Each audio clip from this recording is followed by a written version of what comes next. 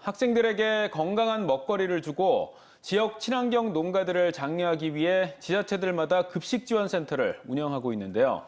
최근 예산군에서 일반 농산물이 친환경으로 둔갑해 공급된다는 이른바 박스가리 의혹이 불거졌습니다. 그런데 급식지원센터는 관내 유통업체가 한 곳밖에 없다는 이유로 이런 의혹을 알고도 손을 놓고 있었습니다. 최은호 기자가 집중 취재했습니다. 유치원부터 고등학교까지 64개 학교에 식자재를 공급하는 예산군 급식지원센터입니다. 친환경 농산물의 경우 모든 식자재가 A 유통업체를 거쳐 급식센터로 배달되는데 일반 농산물이 친환경으로 둔갑해 공급된다는 의혹이 제기됐습니다. 학교 영양사들이 예산 급식센터에 보고한 자료를 보면 시금치나 홍고추 등 몇몇 농산물이 친환경 인증서 없이 배달됐다고 나옵니다. 또 친환경 쪽파를 주문했는데 일반 쪽파가 배달되는가 하면 원산지가 다른 감자가 3개월 연속 배달되기도 했습니다. 의혹을 제기한 생산자 측은 특정 품목의 경우 학교에서 주문한 양과 지역에서 생산돼 납품한 친환경 농산물 양이 맞지 않는다고 말합니다. 이 생산자가 실제로 학교에다 갖다 준 양, 이거를 비교를 해봤는데 30% 이상이 없어요. 학교에서 10을 주문했는데 생산자가 납품한 거는 7밖에 안 되는 거죠.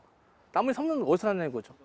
친환경 논란에 더해 이 유통업체는 물건만 받아가고 생산자에겐 1년 가까이 대금을 정산해주지 않았다는 주장도 나왔습니다. 몇 킬로인지 확인해서 나한테 통보를 주겠다고 그러시더니 깜깜무소식이었어요. 급식 양 자체가 줄어서 뭐 납품하는 게 없다 뭐 이런 얘기들을 자꾸 하시니까 나도 이제 기다릴 수밖에 없는 거잖아요.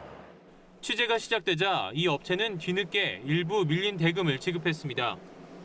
A 업체는 그러나 실수는 있을지언정 일반 농산물을 친환경으로 바꾸지는 않았다고 해명했습니다. 아무래도 이제 저장고에 들어가니까 잘 안 붙어요. 한 학교에 이제 10가지가 들어간다고 하면은 이제 다른 저기에 붙어서 나갈 수도 있고 뭐 이제 이런 식으로 떨어지는 경우가 있어서 이제 그런. 친환경 농산물 생산자들은 유통업체에 대한 예산군 급식지원센터의 관리 감독이 제대로 되지 않아 이런 사태가 발생하고 있다고 토로합니다.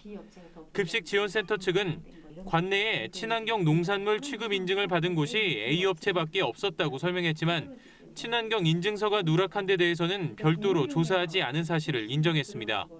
이 업체 안 되니까 이 업체 그럴 수 있는 상황이 안 되다 보니 죽이 되든 밥이 되든 여기밖에 없었어요, 그동안에. 그러다 보니까 이렇게 질질 끌려오듯이 이렇게 온 건데 사실은 센터 굉장히 어렵고. 예산군의 무책임한 관리 속에 친환경 농산물로 학생과 농가 모두에 도움을 주겠다는 학교 급식센터 설립 취지는 무색해졌습니다. TJB 최은호입니다.